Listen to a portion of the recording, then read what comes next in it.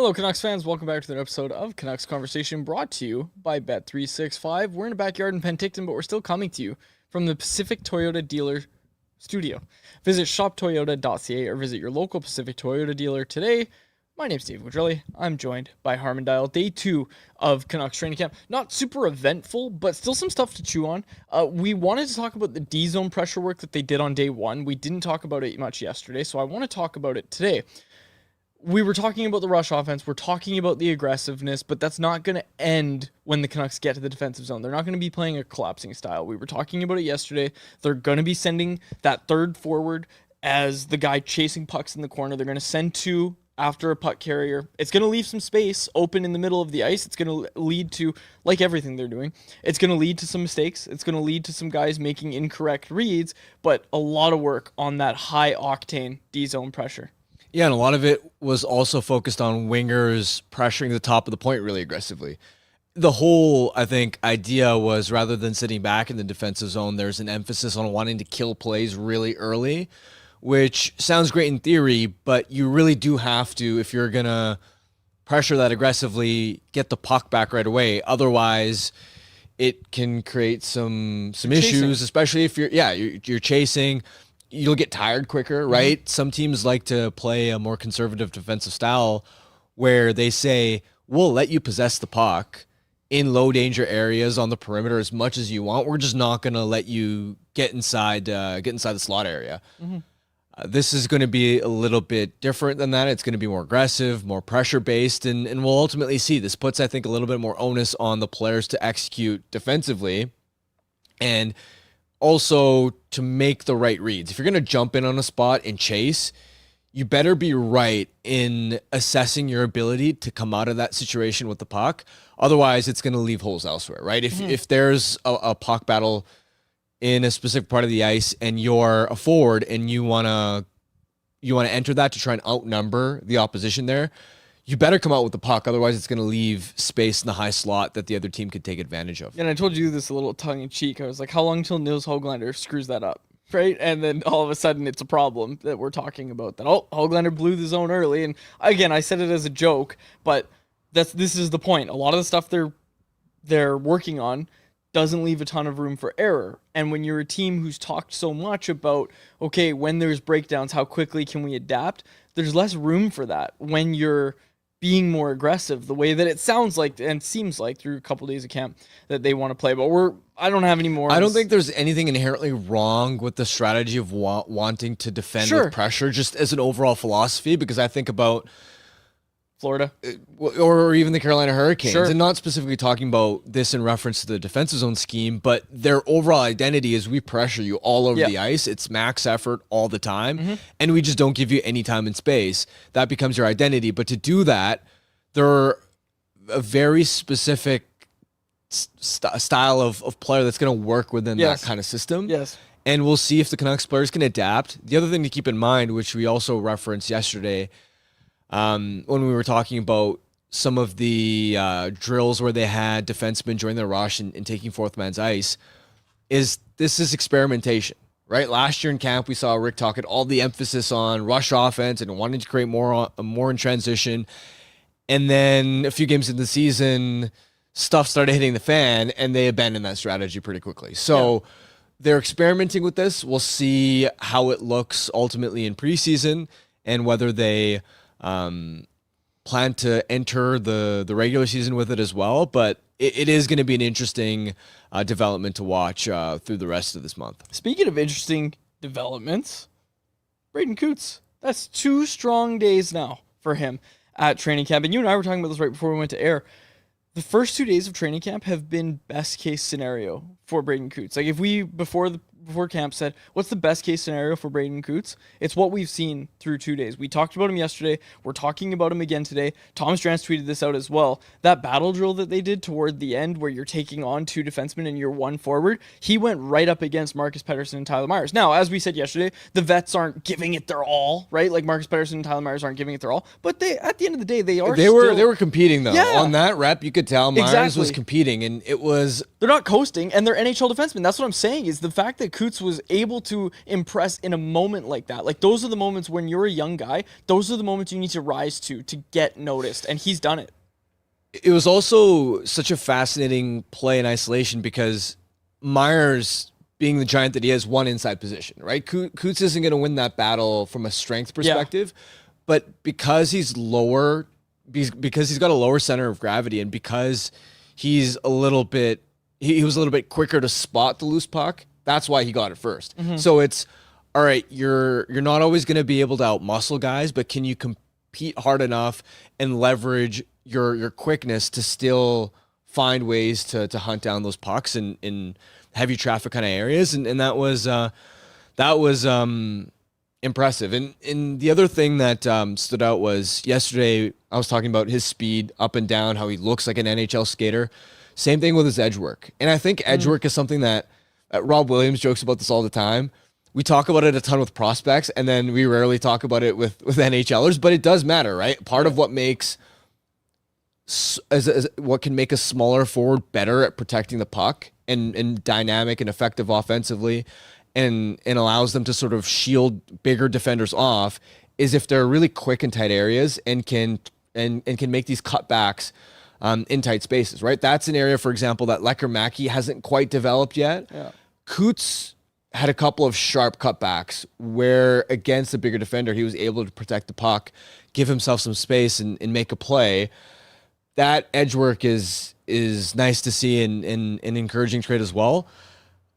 I do think, as we're talking about individual player performances through the first 2 days of camp, an important qualifier we should make, both for players when we talk about them positively or when we talk about players not so positively, is we still need to see scrimmages and in preseason games. And I think that's going to be a far more meaningful barometer than drills, which aren't always the best environment for evaluating players, obviously. But so far, he's surprised me with how many traits look near NHL ready. Yeah. And this is the question. We got it early in the show. They said, could Braden Coots make this team play his 9 games? We talked about this a little bit yesterday. I don't know, because he has to go through some more camp. He has to go through a scrimmage. He has to go through some preseason games. But I'll tell you, he certainly hasn't disqualified himself from that conversation through 2 days of camp, which is a very real possibility. You could take a look at a guy through 2 days and say, okay, there's no way that this guy's going to make the team right now. And that wouldn't have even been an awful development at all. It's just, this is a very positive development that he's looking this good. But yeah, like you said, when we're talking about him, and we're talking about anybody, you can have the best scrimmage, you could have the best, camp drills through 4 days, 5 days, and then you play 2 preseason games and it becomes apparent you're not ready, then that's fine. You go back to junior, which is what we were all expecting for him anyway, but he certainly put himself at least in the conversation to have a legitimate shot at cracking this roster and playing those at least 9 games as we start the season, which of course wouldn't burn the year on his contract, so that's why we're talking about it. Okay, I wanted to... Yeah, this is an interesting one. This is from Don B.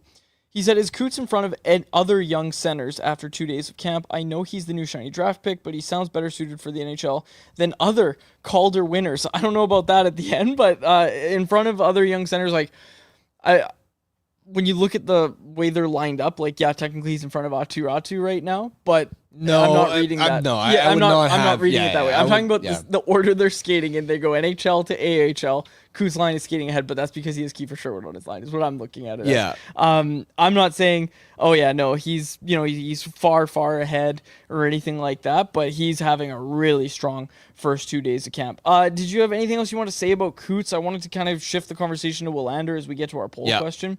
All right, let's get to our poll question.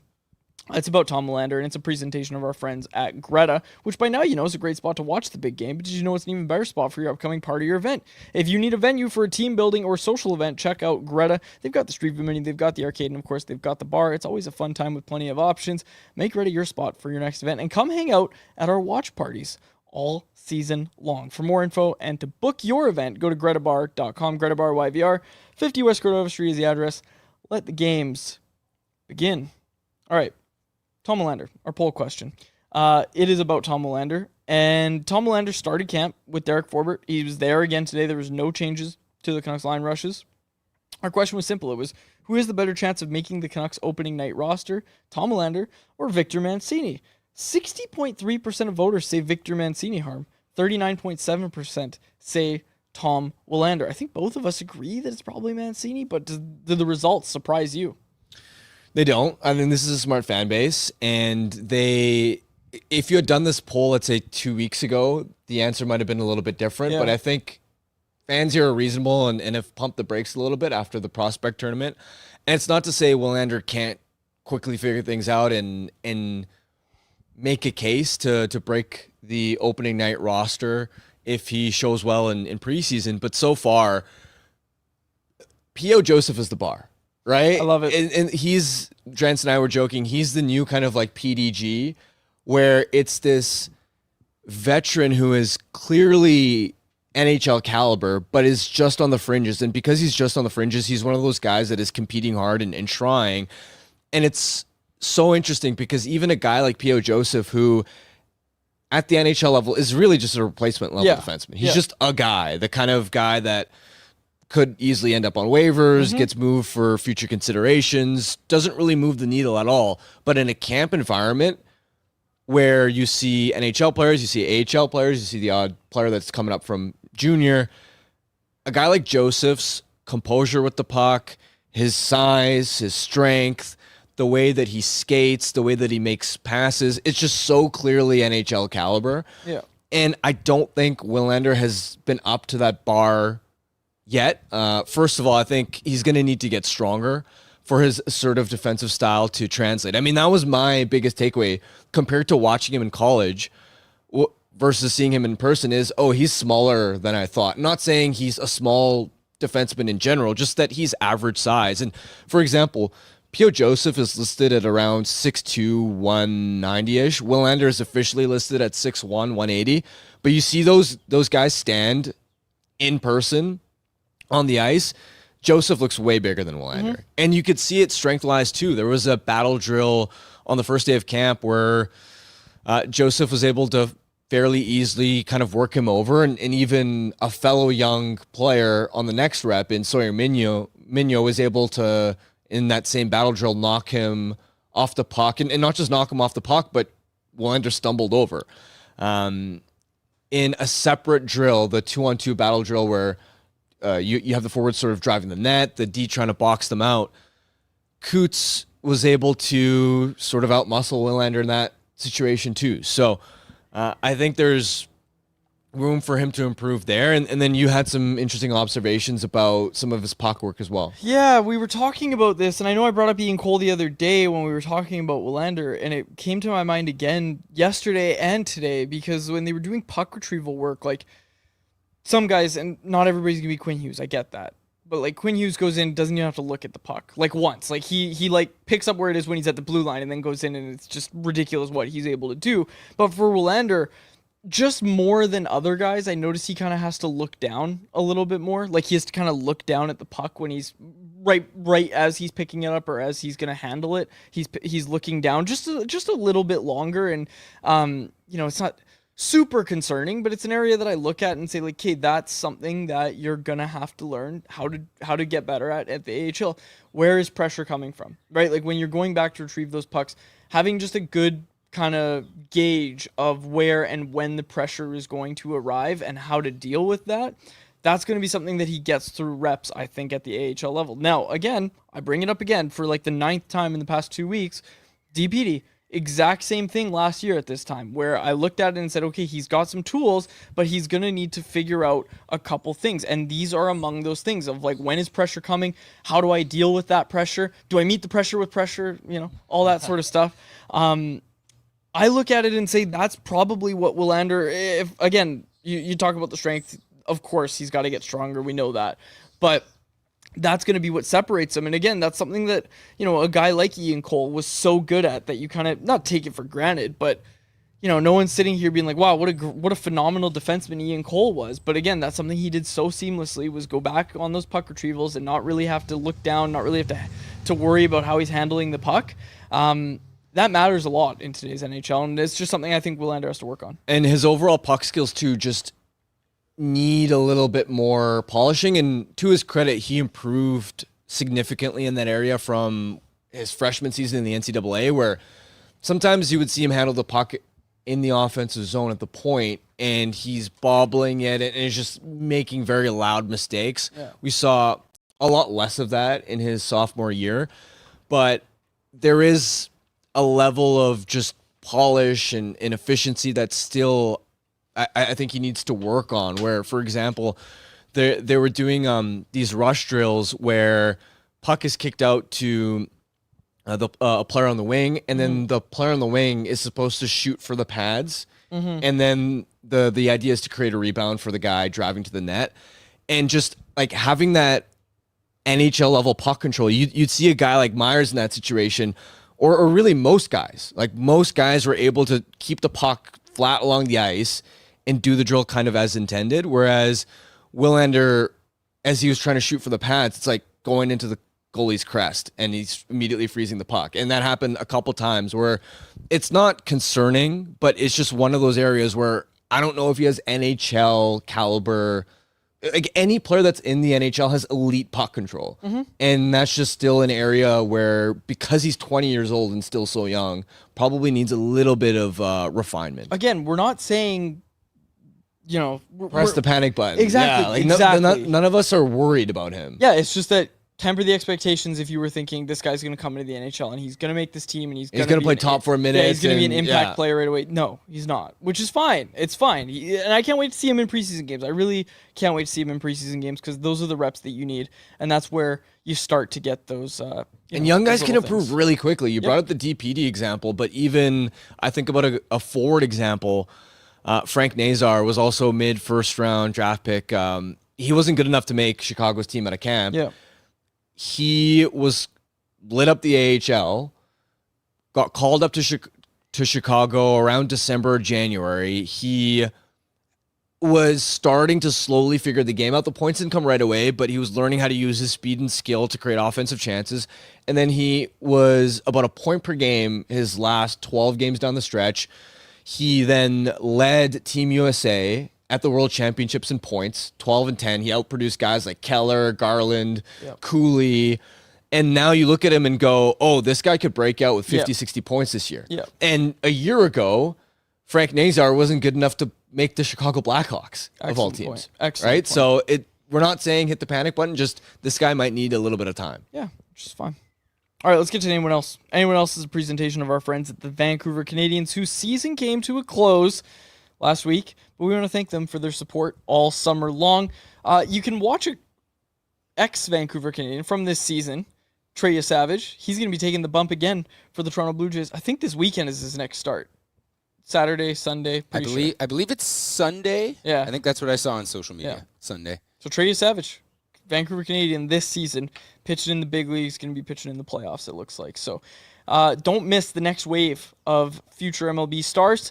Take a look at the Vancouver Canadians season ticket options and make sure you don't miss out. For more information, visit CanadiansBaseball.com. All right, it happened, folks. I had my chat with Yuri Patera, my long-awaited chat. I'm going to try to write it up this afternoon. It'll probably go out sometime tomorrow because I think we have some time tomorrow morning before the scrimmage starts. So I'll try to get something up probably tomorrow on CanucksArmy.com, just kind of recapping that whole conversation I had with Patera, but an interesting one, to say the least. We were kind of talking about Jacob's got a wasp just that won't leave him alone. I'm sorry. But the chat with Patera, again, he detailed the injury. Like, he went really in depth on like exactly what happened to him, how it made him feel, what he wasn't able to do in the recovery process of all that. I'm not going to spill everything, but like he was like named the player who bumped him. It was like a bump in the crease where his blocker got kind of stuck, and then his shoulder got jammed. His blocker got jammed, and then his shoulder just completely blew out, and he had to get surgery and whatnot. So it was a good conversation with Patera. Talked about his mindset heading into this year. Talked about learning that style of play, that Marco Torrenius, that Ian Clark style, where a lot of post play, again, I'm going to end up divulging more of the conversation than I wanted to, but found it really interesting when we were talking about, he knew they would want to change his game when he signed here, but talking about how, okay, when you're talking about it on Zoom, it's different than getting here and seeing how Demko does it. And that's the standard. That's what they want to see. And for a smaller guy like Patera, it's hard when the puck's behind your net to have your skates on both posts, right? And have a good seal on both posts. Like, that's difficult. That's just difficult to do. He talked about how that was really difficult on his hips. But the one thing that he was really excited about was he found that hard at the start, but then because of the injury and because it was to his shoulder, he was able to spend all of that time rehabbing, really working on like hip mobility and really working on his stuff. And he even admitted, he's like, yeah, I actually had a hip problem that like I was able to also rehab while I was rehabbing the shoulder. So he's feeling really good and he's excited. He's hoping to get into a preseason game. And admittedly, as someone who forgot about him this offseason, I was very happy to have this conversation with him, and I'm excited to write about it and tell some more of his story of what his last year has been like. But yeah, it was a really good conversation with Patera. I feel bad for him to some extent because he signed here thinking there'd be an opportunity. Remember, this was before Lankinen had even arrived in Vancouver. And with the uncertainty around Thatcher Demko's knee and him not being ready for the start of camp, a year ago, he was preparing to be an NHL backup. Yeah. Dude was looking at being a 2-3 on the Canucks depth chart. Now he's looking at like a 6 or 7. It's crazy. And it was a 2 with Artur Shilovs, an unproven NHL guy, as the number 1. Like Bingo. a clear opportunity to make a legit big league impact. And now he's just buried. And I don't even know. The landscape's because you've changed got so much. Polopilo and Ty Young. Does he even play in the AHL this year? Yeah, like... Does he go back to the ECHL? Well, I didn't ask him that. and the whole waivers thing, too, was wild. Of first getting claimed by Boston. I'll say this, and I said this, I can't remember if I said this to you today, but I asked Patrick Alvin the year that they traded Mikey DiPietro. I said, are you going to carry 3 goalies in Abbotsford? And he just point blank said, no, we're not. And then that was immediately like, well, you have 3, so who are you trading? And he kind of tipped his hand that they were going to trade a goaltender, but, he said, we're not going to have 3 goalies in Abbotsford. Then there was another year where I asked him, and he said, yep, we're going to have 3 goalies in Abbotsford. No problem. That's what they did. This year, I believe he was asked about the goaltending situation, and he didn't answer one way or another. He was, like I said, he was transparent those other years, but this year he didn't really answer, so I wonder if that means a trade's coming, but it could also mean that they're going to carry 3. Now, I will say this. This isn't something I talked to Yuri about, but for Patera, he needs to get game action, which he knows. Like, he hasn't played in about a year. But he's also trying to make these implementations into his game, and, it wouldn't be the absolute worst thing in the world if he did the old Spencer Martin, where you implement some new stuff into your game, but you get a lot of practice time down in the A, and then by the time you start making starts for the AHL club, you're starting to establish yourself more. And I'm not saying it's an ideal situation for Patera at all, right? I'm not saying that, and certainly this isn't what he said, but you look at a guy like Spencer Martin. Martin revived his career doing exactly what I just said. He didn't play for the first 2 months of that season, but then when he got his shot, he had this new stuff in his game that he felt pretty comfortable with. He starts to implement it, and he was able to resurrect his career. That dude got an NHL contract when it didn't look like that was going to be in the cards for him, potentially for the rest of his career. He rebuilt his career in Vancouver. Now, that's not what Patera signed here for. It wasn't to rebuild his career. His career was fine. He was doing just fine. So it's an unfortunate situation, and like you said, I feel bad for him, but there's a silver lining, I think, and there is a scenario. I guess what I'm really trying to say is there's a scenario where he stays here and it still ends up being good for Patera. Yeah, well said. Did you have anything else you want to say? I want to talk about Linus Karlsson. Can we talk about him real quick before we close out? 100%. Okay, and yeah, shorter show today, folks. Tomorrow, I'll be with Jeff Patterson doing a recap of the scrimmage. That's going to come out in the afternoon because they're scrimmaging at noon tomorrow. So we're going to have a later show tomorrow. But yeah, J-Pat and I will break it down. The king of post-games, J-Pat, host of Rinkwide Vancouver, is going to come do a post-game with me for the scrimmage. But I want to talk about Linus Karlsson. Again, second year in a row we've talked about Linus Karlsson. I think we mentioned it yesterday. The skating looks better. Like, it looks better than it did in the Calder Cup final. Yeah, absolutely. It doesn't look like it'll be a severe impediment to the rest of his game, and the rest of his game has a really strong foundation, right? He's got NHL size. He's pretty strong along the walls. He's got underrated hands. He goes to the front of the net and can score from there. He's a smart player with and without the puck, so you can trust him defensively. He just fits and checks so many boxes that you would look for, and I'd like this guy on my fourth line. Yep. And I think, to me anyway, again, qualifier that we haven't gone through scrimmage in preseason yet, but through 2 days of camp, I think he should be viewed as having a bit of an edge compared to some of the other Abbotsford guys like Max Sasson, Arshdeep Bains, and even Vitaly Kravtsov, who we can briefly talk about as well. Okay, what did you want to say about Kravtsov? Because I agree with you. Like, Carlson's got the step up. He had the inside track. It was his to lose, right? Like, his position to lose. One of those guys was going to have to play really well. He was going to have to play poorly. That hasn't happened. Those guys have been fine. Sasson, Bains. Not saying they've been fine poorly. It's just but Carlson stood out in such a positive He's a step above. And then again, it's like we said at the start of the show, folks. Scrimmage, training camp, preseason games, they can change all of that. But right now, through 2 days of camp, that's certainly the thing. What did you want to say about Kravtsov? I want to talk about Hedl, but Kravtsov, what did you have? He is still a work in progress. I will, of course, reserve full judgment till we see preseason, but he doesn't look much different than he did 2 years ago when he wasn't really an effective NHL player. He's got some tools, right? He's got NHL size. He's got some skill, no doubt about it, but he doesn't have a standout offensive trait. And what I noticed is down low in the offensive zone, I was earlier talking about like Coots has some edge work and elusiveness. It helps him protect the puck. I don't see that from Kravtsov. His cutbacks look soft. They lack sharpness. They aren't very quick. And because of that, I don't know how dynamic and effective he is going to be at making offensive plays off the cycle. And if you don't have that, and if you don't have an elite rush attacking skill set, I just don't know if he's going to be able to produce enough points to justify being an NHL player. Yep. Yeah, absolutely. Hedl. Mike in the Valley said, haven't heard much about Hedl. How has he looked? The answer is great. Hedl's looked terrific. Phenomenal.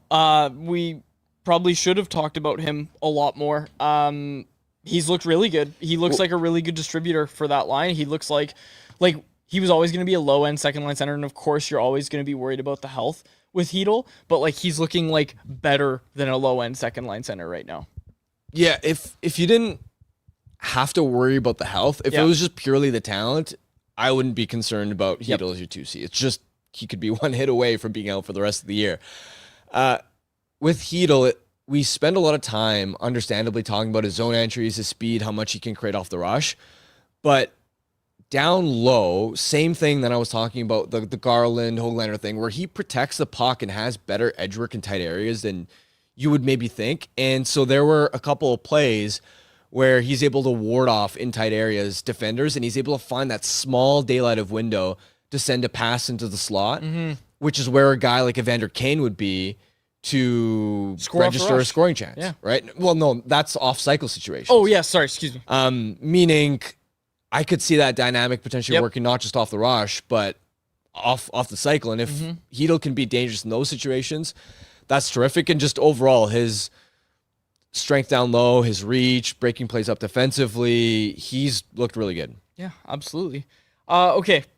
The last one from the chat here. This is from Petrus Anderson. Do you think Linus Karlsson has upside enough to game top 6 minutes? He was a star in the AHL last season. He led the league in goals when he left the SHL for North America. The odds of that are very low, but middle six? Can he be a solid middle six contributor? I think that's probably closer to what his ceiling is at this stage of his career. But man, like the fact we're even talking about Linus Karlsson in this way, that's a massive win for this organization. Really, he's going down as a development story. Like that's what people need to remember. He's going down as a development story for this team. And again, it's not over. It's not over. We don't know what he's going to become in the end, but he's improved every year that he's played in Abbotsford.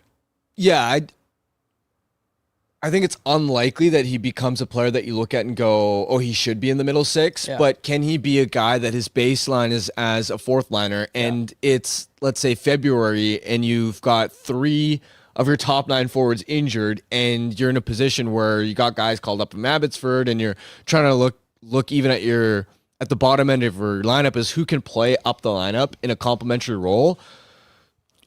Karlsson absolutely could maybe pinch hit a little bit higher up the lineup because he's got that net front scoring ability. It's again going to be predicated on somebody else is going to have to drive the line, transport the puck up the ice, make the dynamic plays, because Carlson, even though his foot speed has improved, isn't going to be quick enough to do those things on his own. But he's legitimately skilled at the front of the net, and he is hard to move because of his size. We saw even at the NHL level on power play too, playing net front, that part of his offensive game translated. So I wouldn't completely rule it out as far as if in the middle of the season there are ever injuries, could he pinch hit a little bit higher in the lineup?